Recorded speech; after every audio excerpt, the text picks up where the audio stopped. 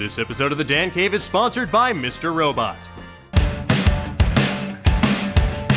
Everyone loves a good sequel, right? I mean, scary movies do it all the time, so I figured why can't I do the same with an episode of my show? Because it is my show, and you're sitting here and you can't do anything. Please don't close that. With Nerdoween, Nerdist.com's month-long celebration of all things spooky, scary, werewolf, and bar mitzvah happening, I wanted to revisit one of my favorite episodes from last year with a follow-up.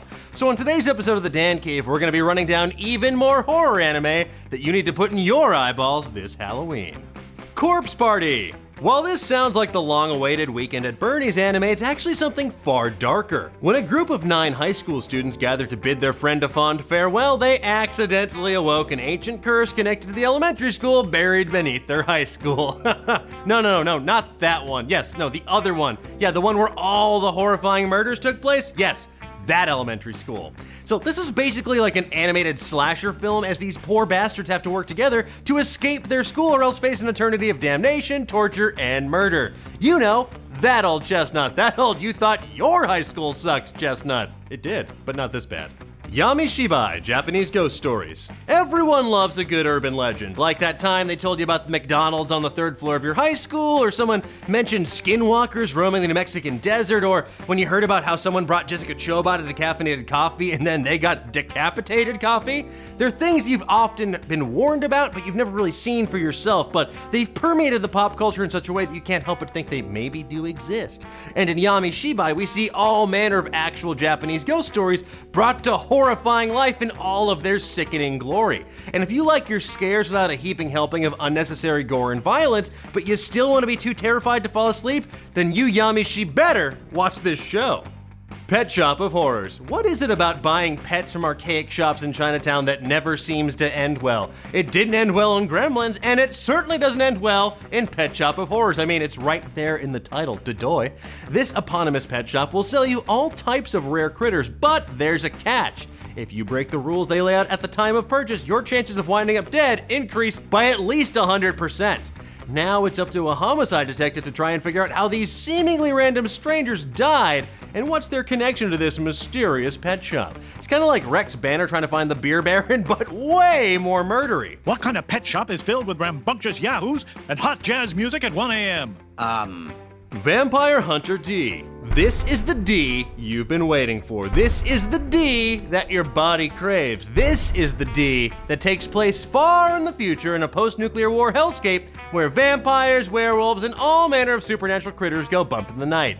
With gorgeous designs by Yoshitaka Amano, a weird talking hand, an excellent mix of violence, gore, and creepiness, Vampire Hunter D is the real D, by which I mean deal as in you won't be able to deal with how rad this anime is, and that statement applies to both the 1985 anime original and its 2000 sequel, Bloodlust. Seriously, that's some good D.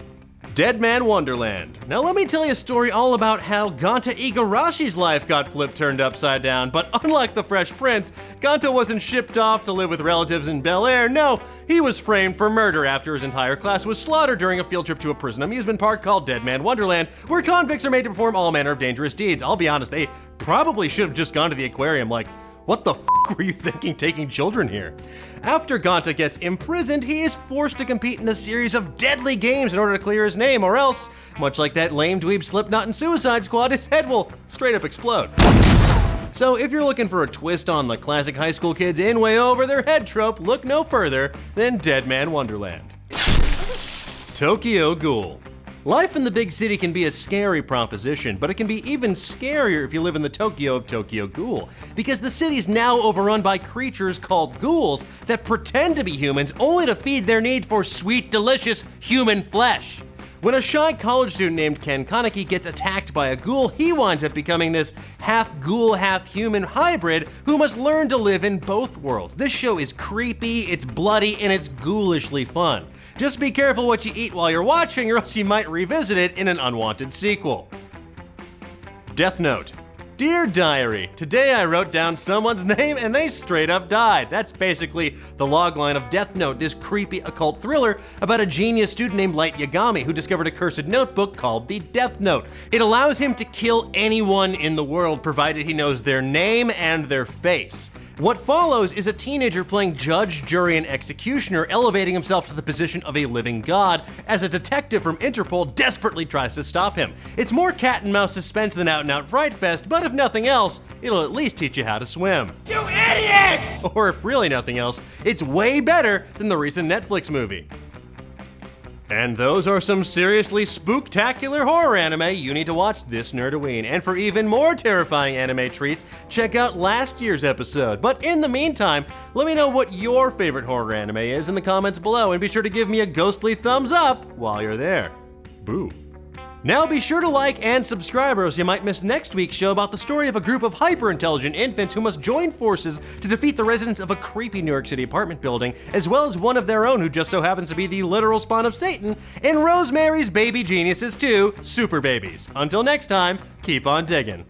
Thanks again to Mr. Robot for sponsoring today's episode. Entering its third season, the Golden Globe-winning drama on USA follows Elliot Alderson, a cybersecurity engineer who, along with Mr. Robot and the underground hacker group F Society, starts a revolution to change the world. Starring Rami Malek and Christian Slater, Mr. Robot explores the complexities of self-control, technology, and trust. Be sure to catch up on the second season and tune in for the season 3 premiere of Mr. Robot on USA on Wednesday, October 11th at 10/9 Central.